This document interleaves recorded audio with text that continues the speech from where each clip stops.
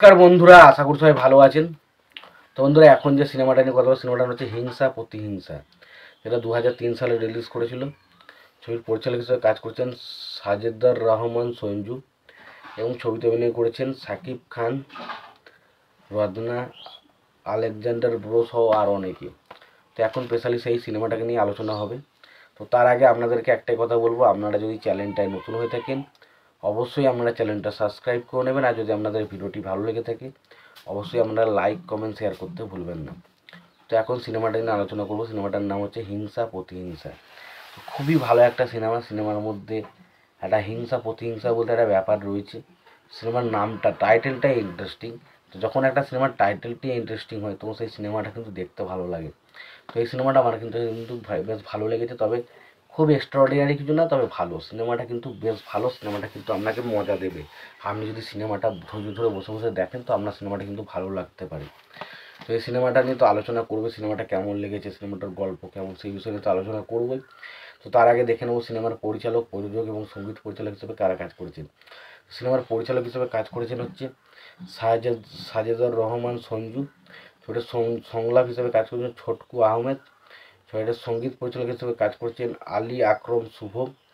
ছবিটার গল্প লিখেছেন হচ্ছে ছোটকু আহমেদ। ছবিটার কাহিনী লিখেছেন সাজেদার রহমান সঞ্জু। ছবিটাতে অভিনয় করেছেন সাকিব খান, রদনা, আল আলেকজান্ডার ব্রো, ময়ূরী, মিজু আহমেদ, কাবিলা এবং মিনারাজ। এরা ছবিতে অভিনয় করেছেন। এই ছবিটা যদি আমরা বলি তো এখানে দেখা যায় যে হিংসা প্রতিহিংসা বলতে এখানে সাকিব খান, এই একটা পারিবারিক সিনেমা হচ্ছে হিংসা প্রতিহিংসা, এবং সেখানে সাকিব খানের ওপর সাকিব খান কীভাবে একটা অন্যরকম একটা ক্যারেক্টার প্লে করবে, যেখানে সে প্রথমত শয়তান থাকবে এবং পরবর্তী সময়ে সে কিন্তু একটা তার জীবনে এমন একটা জিনিস ঘটনা ঘটবে, সে কিন্তু আস্তে আস্তে নিজেকে পরিবর্তন করবে।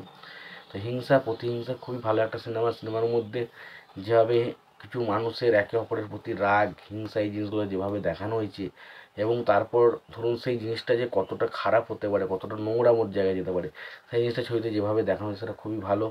সাকিব খানের পারফরমেন্স খুব ভালো। সাকিব খান এবং ময়ূরীর মধ্যে যে কেমিস্ট্রি, বা ধরুন সাকিব খান এবং রদনার মধ্যে যে কেমিস্ট্রি আমরা দেখতে পাই, সেটা কিন্তু আমার কাছে বেশ ওয়ার্ক করেছে। ছবিতে বিজু আহমেদ মেনলি অ্যান্টাগনিস্টের ক্যারেক্টার প্লে করেছে এবং তার জায়গায় সে কিন্তু খুবই ভালো কাজ করেছে এবং ছবির অ্যাকশনগুলো মোটামুটি ঠিকঠাক। তো ওভারঅল সিনেমাটা একটা বেশ এন্টারটেন করার মতো সিনেমা। তোমাদের যদি মনে হয় তোমাদের সিনেমাটা দেখতে ইচ্ছা করছে অবশ্যই তোমরা সিনেমাটা দেখতে পারো। তোমাদের যদি ভিডিওটি ভালো লেগে থাকে অবশ্যই তোমরা লাইক কমেন্ট শেয়ার করে দিও। চ্যানেলটা নতুন হয়ে থাকলে অবশ্যই তোমরা চ্যানেলটা সাবস্ক্রাইব করে নিয়ে পাশে বেল আইকনটা অবশ্যই প্রেস করে দিও। ততক্ষণের জন্য ভালো থেকো, সুস্থ থেকো, দেখা হচ্ছে পরের ভিডিওতে।